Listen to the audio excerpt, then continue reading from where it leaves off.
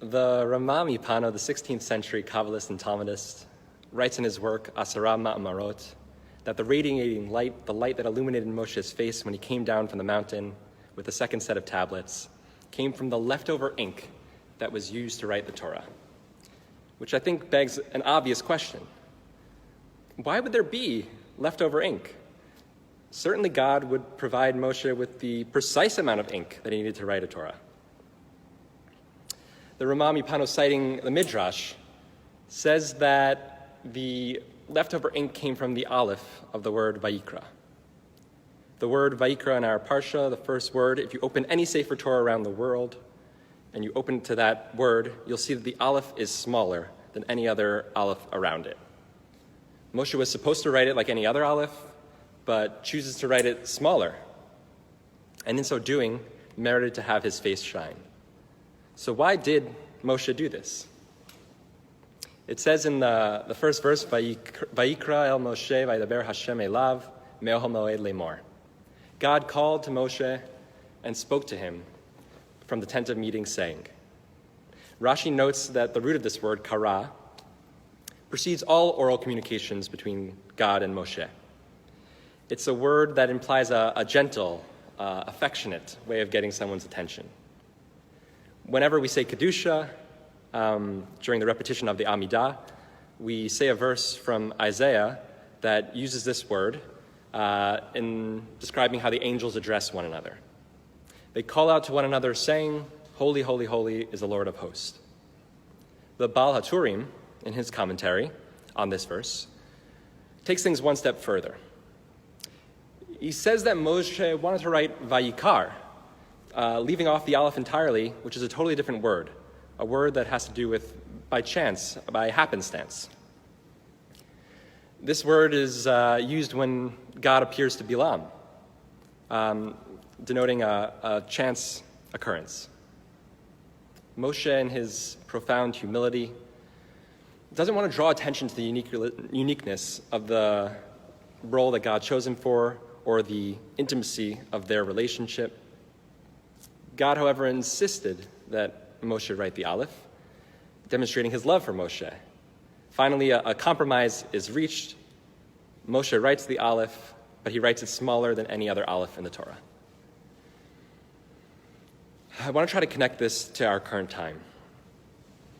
This Shabbos is the 5th annual Infertility Awareness Shabbat, run by a wonderful organization called Yesh Tikva, and which the Great Synagogue has participated in since its inception. As we find ourselves still immersed in the coronavirus pandemic, this is also our second Shabbat without having services here at the Great Synagogue, and all of the synagogues in Sydney are closed at this time. I think these two things are intertwined in a number of ways.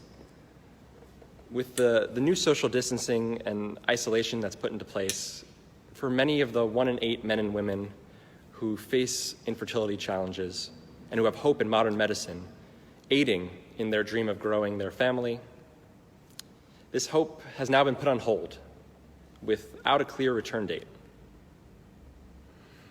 I think this is a very practical way in which the current reality of coronavirus may have a unique reciprocal impact on families facing struggles with fertility. I think there's also a more abstract spiritual relation. During the short few weeks we have been feeling the impact of coronavirus in Australia, we've seen how much of a blessing technology and social media can be.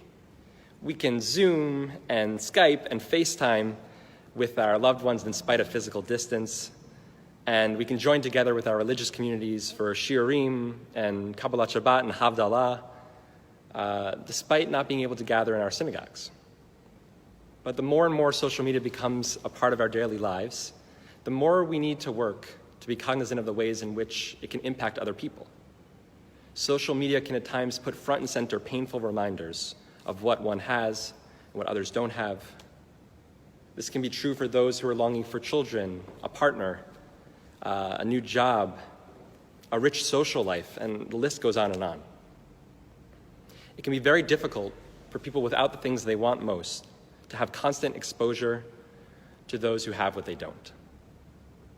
So how do we find the balance How can we be both sensitive to others while feeling free to celebrate and share joy of the things that add richness to our lives? I think Moshe provides the answer in the first word of our parsha. Moshe had the most intimate relationship that anyone was ever privileged to have with God. Yet out of his humility, he sought to withhold some of that. God then insisted, and a compromise was reached. Something as minimal as making an olive a little smaller did so much. Moshe's uniqueness deserved to be celebrated, and so he argued with God that should be celebrated in a way that has humility and sensitivity. We can all learn from Moshe in this way, to appreciate the many blessings and good things in our lives while being humble and sensitive to others who may be still seeking those good things. May we be blessed to cultivate communities so saturated in love for one another that we can always balance sensitivity and celebration of each other. I wish everyone good health and a good Shabbos. Shabbat Shalom.